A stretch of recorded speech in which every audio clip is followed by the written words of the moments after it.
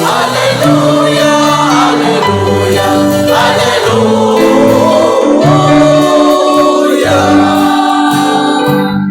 Ang Ginoo ng lahat ng kaluwasan, nanay siya, yapaw sa tanan. Alleluia, alleluia, alleluia, alleluia, alleluia.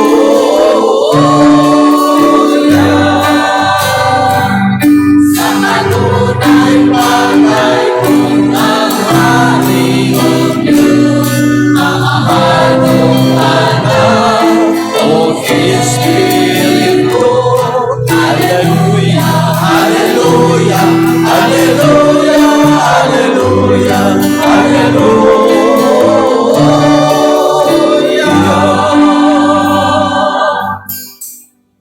Ang Ginoo manaa kaninyo. Manasap kanimo. Ang santos nga ebanghelyo sumala ni San Marcos. Himayaon ikaw, O Ginoo. Unya miadto si Jesus sa tanang kasikbit nga balangay og nagtudlo sa mga tao. Og gitigom niya ang napulog duha ka tinun-an og gipadala sa tinagurha. Unya iyang gihatagan sila sa gahom sa paghingilin sa mga yawa o giingnan sila. Ayaw kamo pagdalag pagkaon ni puntil ni kwarta o bisan unsa gawas lamang sa sungkod. Pagsandalyas kamo apan ayaw pagdalag laing biste gawas sa inyong gisulob. Mingon usab siya kanila, sa inyong pag-abot sa lungsod adto saka sa balay sa nagdapit kaninyo og ayaw balhin sa laing balay hangtod mabiya kamo ni anang lungsura. Kung mahit-adto kamo sa usa ka dapit diin ang mga tao dili modawat kaninyo o dili mamati kaninyo, biyai kanang dapita og taktaka ang abog sa inyong tiil. Pasidaan kini alang kanila. Busa nanglakaw sila og nagwali nga ang mga tao kinahanglan maghinulsol sa ilang mga sala. Ilang gihinginlan ang daghang mga yawa o gihaplasan ni laglana o giayo ang daghang mga masakiton. Mga igsuon, ang ebanghelyo sa Ginoo. Dayon ikaw, O Kristo. Niini karon nga Domingguha sa ika-15 nga Domingo sulod sa tuig. Naminaw kita sa mga pagbasa sa Dios niya. Sugdan nato sa pagsabot nga ang Ginoo dunay plano. So we begin from the second reading. Ingon diri sa second reading nga ang plano sa Dios mao kini. Adunay laraw ang Dios o kining maong laraw tinago. Mingon si San Pablo nga sa tanan niyang kaalam ug kahibalo gipadayag sa Dios kanato ang tinagong laraw. So the word tinago buti pasabot secret. Unya kining word nga secret pag-abot sa Griego gitawag siya og mysterion. Unya the equivalent sa word nga mysterion didto sa ancient Roman Empire is sacramentum. So kining misteryo tinago maipadayag pinaagi sa mga visible nga mga panghitabo, visible nga mga butang nga gamiton sa Ginoo aron ang iyang tinago nga laraw madayag masabtan sa mga tao. Mao na nga ang mysterion, mystery, secret, hidden, pag-abot sa ancient Rome, ito sa sacramentum, which we derive from the word sacramentum, our English word sacrament. Karon, diha, kining maong laraw nga gitago sa Dios, iya kining tumanon, inigabot na sa tukmang panahon o kanus amang kining maong tukmang panahon. Inigabot na ni Kristo. Kay unsa di ay gitago nga laraw sa Dios. Laraw nga wala pa ikapadayag. Ingon ni San Pablo mao kini. Gipili na kita sa Dios aron maiya diha ni Kristo aron mabalaan kita og mawalay sala. Mao kini ang iyang gikahimut-an og tuyo. Unya, kini pagpadayag niya sa iyang plano, tinago nga plano nga ipadayag niya pag-abot sa hustong panahon, kita diayng tanan gipili sa Dios. Dili lang kita nga niya sa kalibutan, kundi lakip ang atua sa kahitasan. Anang gitawag nato nga ta sa langit nga mga binuhat. Mao na nga maingon si San Pablo, ang laraw sa Dios nga tumanon niya inigabot na sa hustong panahon, mao ang paghiusa sa tanang binuhat sa langit og sa yuta ubos sa pagpangulo ni Kristo. So mao ni siya ang grand plan of God nga kita dinhi sa kalibutan og ang mga binuhat nga atoa sa gitawag nato nga langit hiusahon sa Dios pinaagi kang Kristo. Unsaon man kini pagkahitabo, mingon si San Pablo, kay naluwas kita tungod sa kamatayon ni Kristo. So ang kamatayon ni Kristo maoy naghiusa kanatong tanan. Kita dinhi sa kalibutan gihiusa kita sa usag-usa tungod sa kamatayon ni Kristo. Og dili lang kay ang kamatayon ni Kristo naghiusa kanatong tanan, kundi naghiusa kanato og sa mga binuhat didto sa kahitasan. So the grand plan of God to make one whole community in unity, we on earth and those in heaven. Kani nga plano kay gisugdan na sa pagpadayag sa Dios. Unsaon niya pag-communicate kining maong plano ngadto sa katawhan aron makasabot ang mga tao. So sugod sa Old Testament, nagtawag siya og mga pinili nga mga tao, mga selected people that God has chosen nga gitawag nato og mga propeta.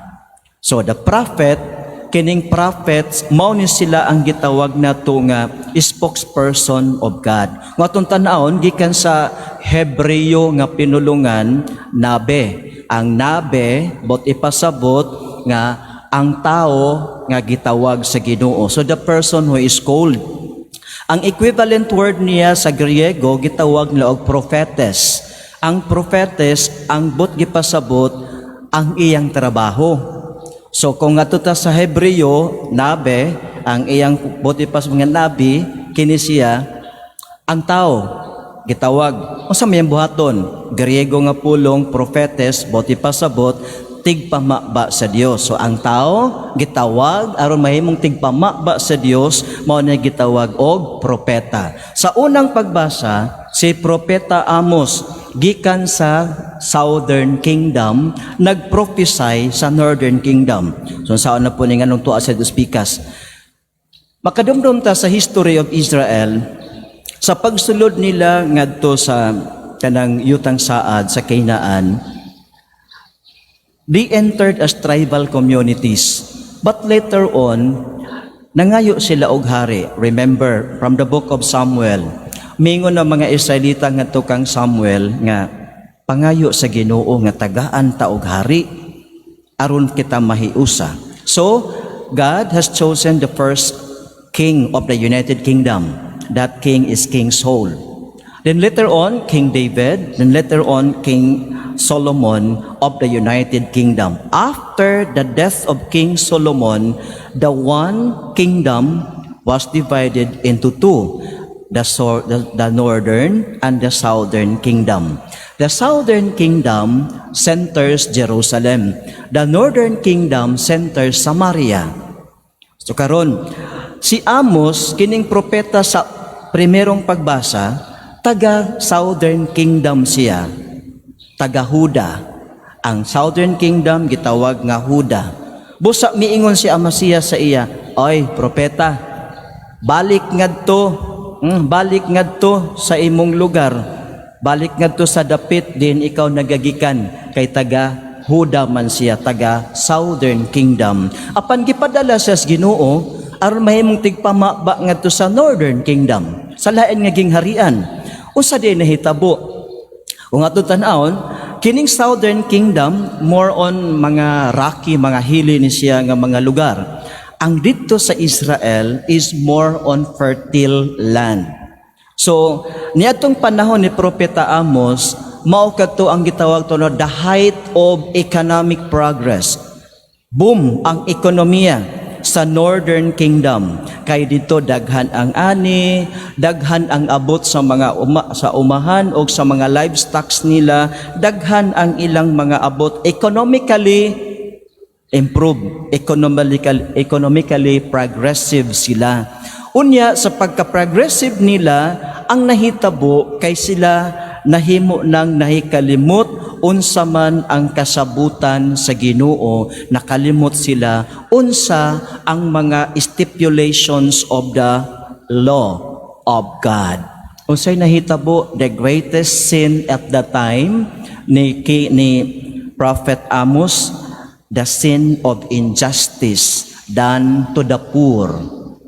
Maoto nga si Propeta Amos gipadala ngadto aron pagsangyaw kanila sa pulong sa Ginoo, aron nga kining mga tawhana nga mga dato, kining mga tawhana nga progresibo na economically, pahimangnuan nga ang ilang pagtagad sa mga kabus dili na uyon o wala mauyon sa kasabutan sa Dios, kay kaniadto ang kabus mo prinda sa iyang kanang sinina ngadto sa dato aron nga naa sa ikapalit og pagkaon. Unsay mahitabo? Dili makabayad ang kabus tungod kay dako ang interest o tungod niini marimata ang iyang giprinda. So ang kabus nahimong mas kabus busa wala mo uyon ani si Yahweh. O gipadalhan sila og propeta aron mosulti kanila unsa ang ilang kinabuhi karon nga progressive na sila, karon nga gipanalangin na sila sa Ginoo, wa na kamo masubay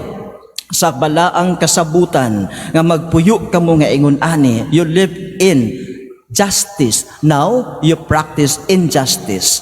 So mo na ang hari nga si Amasias, wa siya mahimuot sa gisulti sa propeta nga si Amos. Busa may nga siya, oy, paulit nga to sa inyo. Wa kay labot din sa among lugar. Northern Kingdom kini, ikaw taga Southern Kingdom ka, paulit nga to sa inyo. Apan mitubag in town ang propeta, dili man ko propeta, apan gi-pick up ko sa Ginoo, magbalantay man ko sa mga karnero og tig-atiman sa mga kahoyng igera, apan gikuha ko sa Ginoo gikan sa akong pagkamagbalantay sa karnero o gisugo ako pagsulti ngadto sa iyang katawhan ng Israel. Sumingon sa nga ang propeta gipili, nabi, gipadala aron pagsulti sa katawhan, prophetes. Sumaw ni karon nga ang propeta kinahanglan musulti unsay gipasulti sa Ginoo bisan og dili ikahimuot sa mga tao. Ang false prophets mag-ulog-ulog sa mga tao. Ang false prophets mao nang magpaulog-ulog paganaganahan ang hari ug ang mga leaders sa iyang isulti bisan dili na haom sa kabubuton sa Dios. Mao na nga sa Biblia naatay false prophets. Kay ang false prophets mosulti dili sumala sa ipasulti sa Ginoo kundi sumala sa gusto madungog sa mga hari, sa mga leaders sa ilang community. That is the false prophets. Now, kung ingon niini ang mga tao nasuko kang Amos, actually gipalayas gyud siya. Pero ang pulong sa Ginoo didto na wa mo gyud sila maminaw. They did not listen to the words of God through the prophet Amos. Unsay nahitabo? They were defeated by the kingdom of Assyria. They were defeated by the king of Assyria. Nabungkag ang ilang gingharian. So wala nay Northern Kingdom. Now, karon pag-abot nato dito sa gospel, kining maong pagpadayag bitaw sa plano sa Dios nga kita lagi hiusahon sa Dios sa usag-usa o ngadto kanila nga atua dito sa gingharian sa langit, hiusahon kitang tanan. Mao nga sa atong gospel, the fullness of revelation sa kanang plano sa Dios mao ang pagpadayag sa iyang bugtong anak. Mianhi sa Jesus og nagtudlo Mingon sa atong ebanghelyo karon nga nagtudlo si Jesus sa mga kasikbit nga mga balangay. Nagtudlo siya sa mga tao. Kanya, ang Ginoo, ang iyang pagpanudlo, pipilara ang maabot kung siya ra isa. Now karon iya nga gihimo nga ang iyang mission to proclaim the great grand plan of God becomes a shared mission. Shared. Panag-ambitan. Busa gitawag niya niya mga tinunan, ang napulog duha o silang tanan gipadala niya by twos. O karon giatagan sila gahom sa paghingilin sa mga yawa o giingnan sila, ayaw ka mo pagdala. Ayaw pagdalag pagkaon, puntil kwarta, ayaw pagdag extra nga sinina, pagdaog sungkod, pagdaag sandalyas, apan ayaw pagdala og kanang extra nga provisions para kaninyo. So, murag arang kalisod ang kanang gisugo sa Ginoo. Kay kung kita in the modern days, mga nga when we travel, we have a lot of list. Unsa may itong dalhon? May money, and we even bring extra. Tungod kami nga, we anticipate that there is something unexpected nga mahitabo along the way, so we have something also to use. Mao na nga, kita mo biyahe bitaw ta, arang daghana atong dala. Pila ka bukbag, unya how much money we bring, unya how much ATM card we bring, because we anticipate, we bring something, we plan for our journey, but God said, ayaw pagdala. Usang may ambot ipasabot. So let us think first, the grand plan of God is a shared mission. Si Jesus ang missionary of God to the world to proclaim the hidden plan of God nga kitang tanan hiusahon. Now, Jesus, the missionary of the Father to the world, calls the disciples and sends them to become His missionary to the world. Initially, ang ilang mission is to go within the boundary of Israel, the boundary of the people of God. But later on, ang ilang mission becomes worldwide.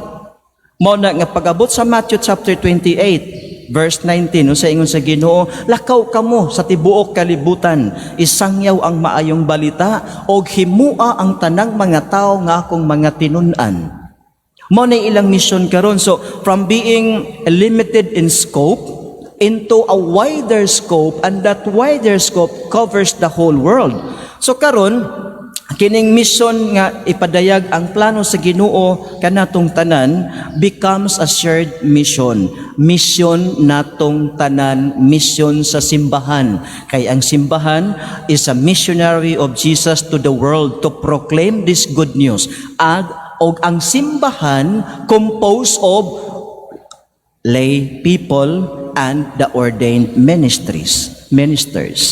Lay and ordained and consecrated people. Tato pa, tanang binunyagan sa simbahan, missionary of Jesus to proclaim this grand plan of God to make us one people, to make us one community for God. So ikaw ug ako, mao ni nga kitang tanan di ay sharer of the mission of Jesus.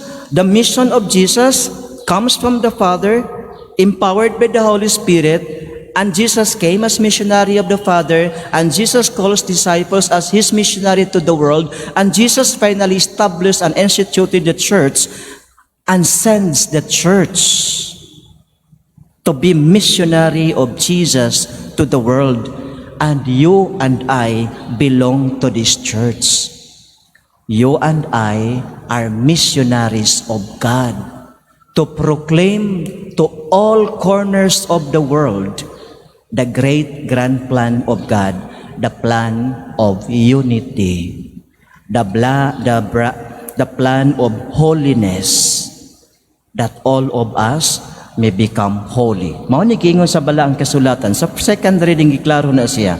Gipili na kita sa Dios aron maiya diha ni Kristo, aron mabalaan og mawalay sala sa iyang atubangan.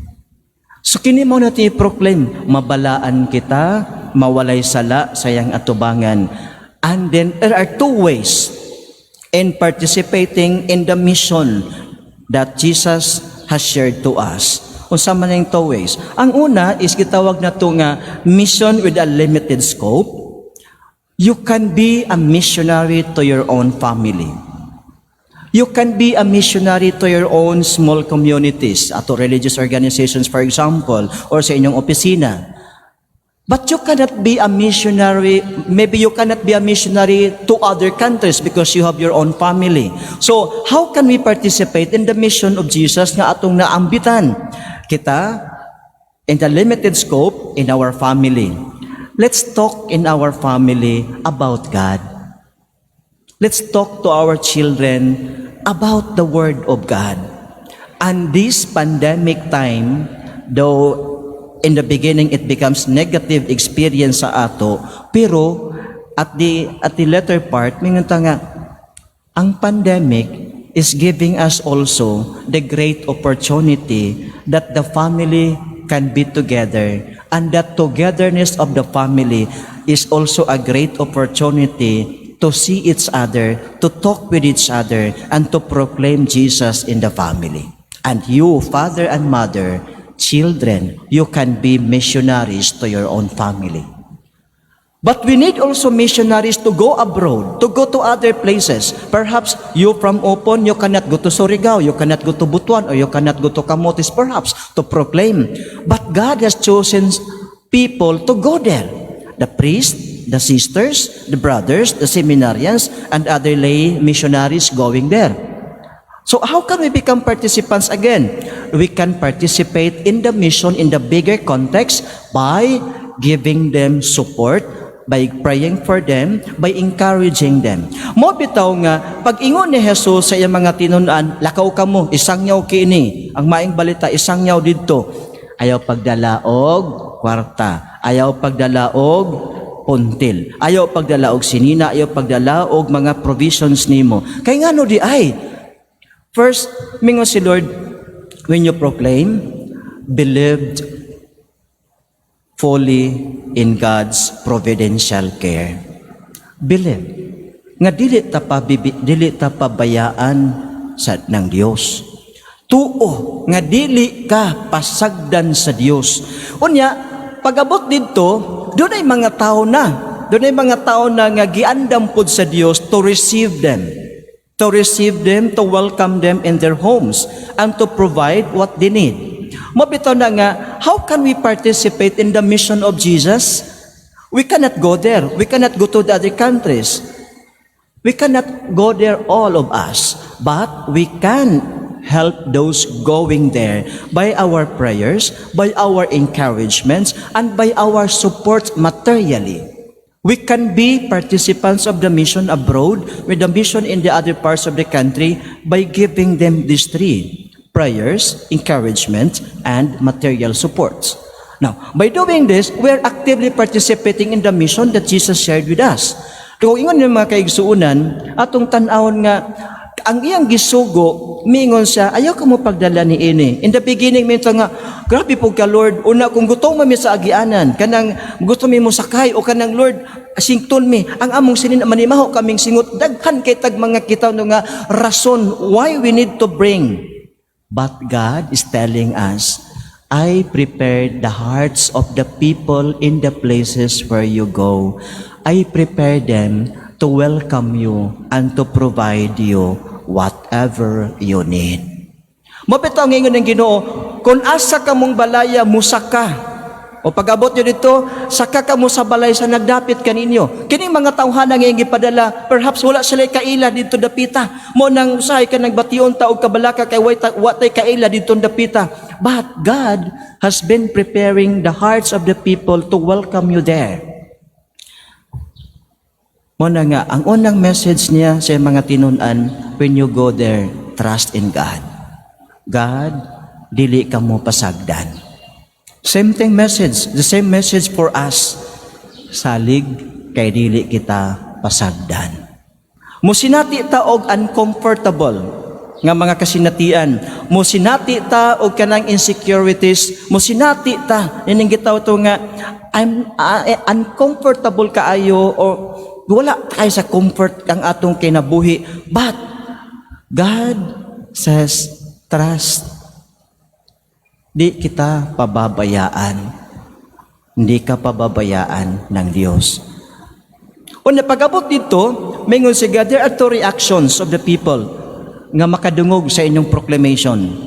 Some people will welcome it, and some people resist that. Mo nang miingon siya, kung doon ay mga lungsod nga dili mo dawat kaninyo o dili mamati sa inyong isulti sa inyong isangyaw, biyai ka ng dapita ug taktaka ang abog sa inyong mga tiil.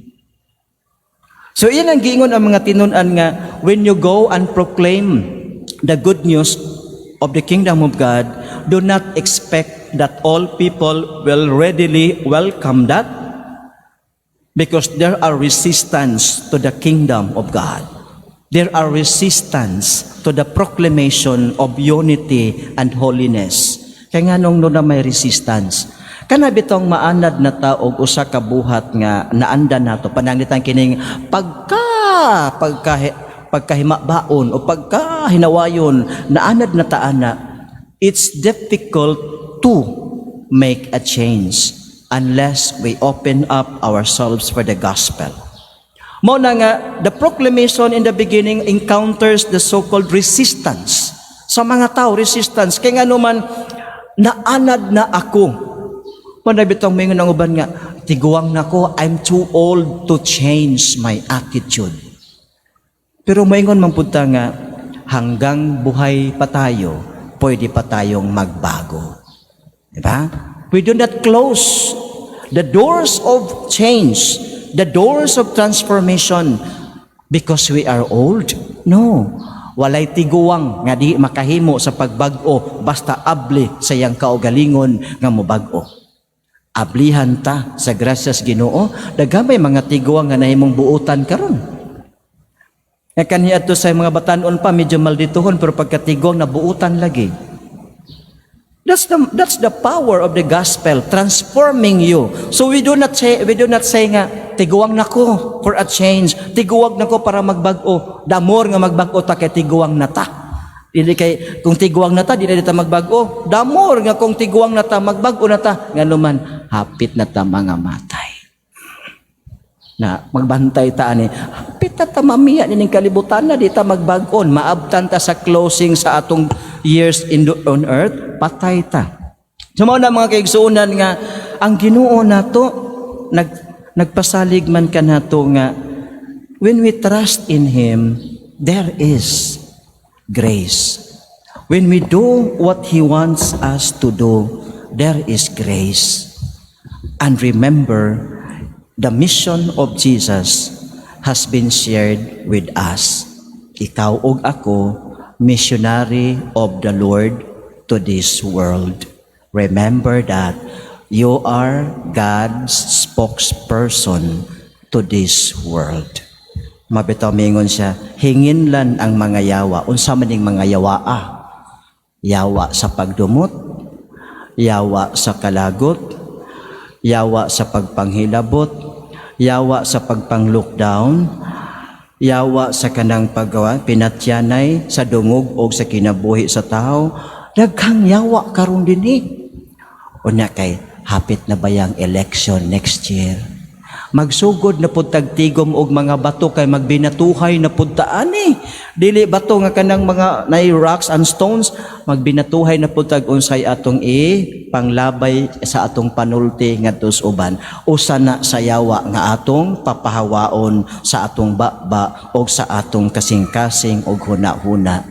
Kay tungod ana nga yawa, daghay nahimong kaaway. Basig apil ka, nahimong kaaway sa imong silingan, kay ngano nagbinatuhay tungod ras election. No? Which is not good. Nga ikaw ug ako, we are missionaries of God to this world to proclaim the great plan of God to make us one people. So therefore, the evil that we combat is within.